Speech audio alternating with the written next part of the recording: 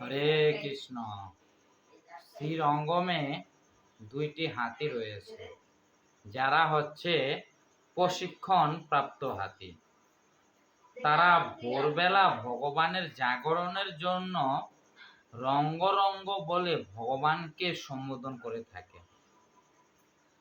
একবার ভোরবেলা 4টা কি 5টা বাজে পুরুষ হাতি এবং স্ত্রী হাতিকে একটি জলাশয়ে নিয়ে যাওয়া হয়েছিল। তাদের ভালোভাবে স্নান করানো হয়েছিল, তাদের গা মোছা হয়েছিল এবং নতুন করে তাদেরকে হলুদ রঙের কাপড় পরানো হয়েছিল।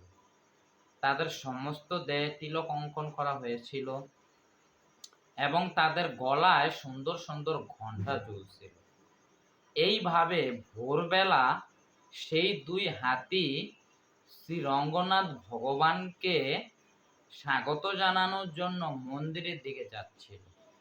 সেই সময় একটা শূকর, যে কিনা নতুন বিবাহ করেছিল এবং যে কিনা তার স্ত্রীকে নিয়ে একটি নোংরা স্থানে বাস করছিল,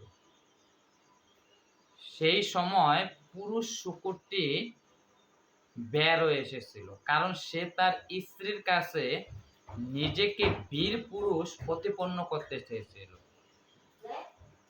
সেই পুরুষ শূকরটি যখন দেখলো হাতি দুইটি আসতেছে, তখন সে নোংরা স্থান থেকে বেরিয়ে এসেছিল।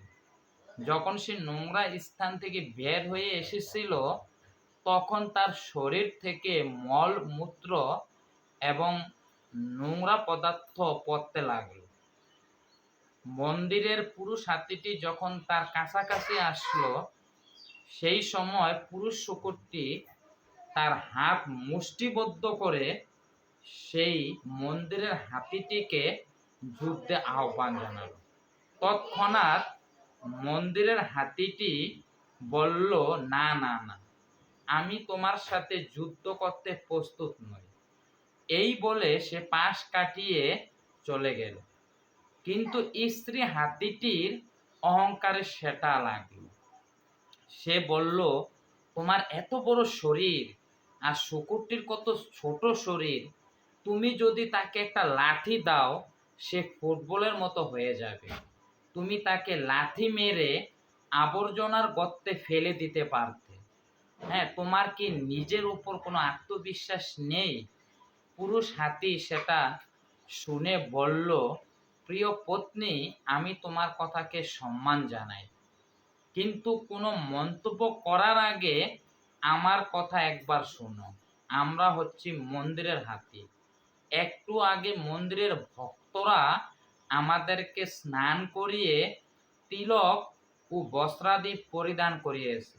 মঙ্গলারতিতে যেতে আর মাত্র 4-5 মিনিট বাকি আছে, আর আমরা এখন যাচ্ছি শ্রী রঙ্গনাথ ভগবানকে স্বাগত জানাতে।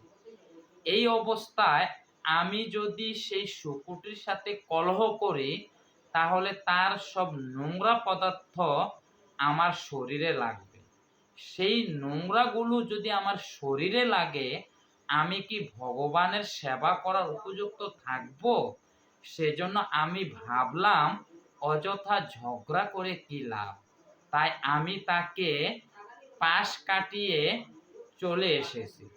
সব কথা শুনে স্ত্রী হাতিটি অত্যন্ত খুশি হলো এবং এইভাবে পুরুষ হাতিটি নিজেকে ভগবানের সেবার জন্য উপযুক্ত রাখলো।